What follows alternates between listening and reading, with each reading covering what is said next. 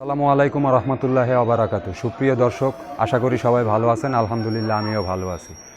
আজকে যে বিষয়টি আপনাদেরকে দেখাতে চাচ্ছি এবং জানাতে চাচ্ছি, সেই বিষয়টি হলো আমরা মোবিল কিভাবে দেখি এবং মাপি, সেই বিষয়গুলা দেখব।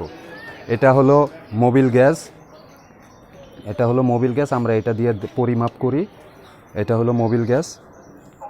আপনারা দেখতেই পাচ্ছেন, এই গ্যাসে আপনার দুইটা পয়েন্ট আছে, এখানে লো আছে, হাই আছে এবং কুল। সিতে হইল কুল এবং এইচে হলো হট, হটে অর্থ গরম।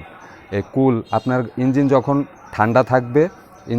ঠান্ডা থাকবে তখন আপনার এই দাগের নিচ পর্যন্ত থাকবে, এবং যখন ইঞ্জিন গরম হবে, হট হবে, তখন এটা দাগের উপরে আসবে। এ হলো ইঞ্জিনের মোবিলের পরিমাপ। ইঞ্জিন ঠান্ডা থাকলে আপনার এই দাগ পর্যন্ত থাকবে এবং ইঞ্জিন গরম হলে উপরে আসবে। এই মোবিল গ্যাস দিয়ে আমরা এইভাবে চেক করি। কিন্তু অনেক সময় মোবিল যদি খারাপ হয় তখন আপনার অনেক বাড়তি দেখায়। এগুলো আপনারা দেখে নেবেন, মোবিল ভালো আছে কি না চেক করে নেবেন। এটা হলো মোবিল গ্যাস। আরেকটা গ্যাস আছে, এটা হলো আমাদের এই যে গিয়ার অয়েল গ্যাস। এটাও ঠিক সেম একই কন্ডিশন। এভাবে মুছে নেবেন। মুছে নিলে আপনার দেখতে সহজ হবে। এই যে এখানেও আপনার এই যে হট অ্যান্ড কুল আছে, আপনারা এটা দেখে নেবেন। কুল থাকলে, ইঞ্জিন ঠান্ডা থাকলে, গিয়ারবক্স ঠান্ডা থাকলে এই পর্যন্ত থাকবে, এবং হট হইলে এই পর্যন্ত উপরে আসবে।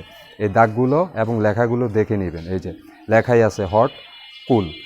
এইভাবে আমরা গিয়ার অয়েল এবং মোবিল মেপে থাকি। এখন যেই গাড়িতে আপনার গিয়ার অয়েল গ্যাস আছে সেইভাবে আমরা মাপবো, কিন্তু সিবিটি গিয়ারবক্স, নতুন যে গিয়ারবক্স, এখন নতুন ভার্সনের গাড়ি, সেগুলোতে এই গ্যাস নাই। সেগুলার পরিমাপ আবার একটু অন্য রকমের। সেটা নিয়েও আমি আরেকটা ভিডিও বানাবো। আশা করি আপনারা সবাই বুঝতে পারছেন। আপনারা ঠিক এইভাবে লক্ষ্য করে আপনাদের মোবিল এবং গিয়ার অয়েলটা চেক করে নিতে পারেন। ধন্যবাদ সবাইকে। ভালো থাকবেন, সুস্থ থাকবেন, নিরাপদে গাড়ি চালাবেন। আসসালামু আলাইকুম।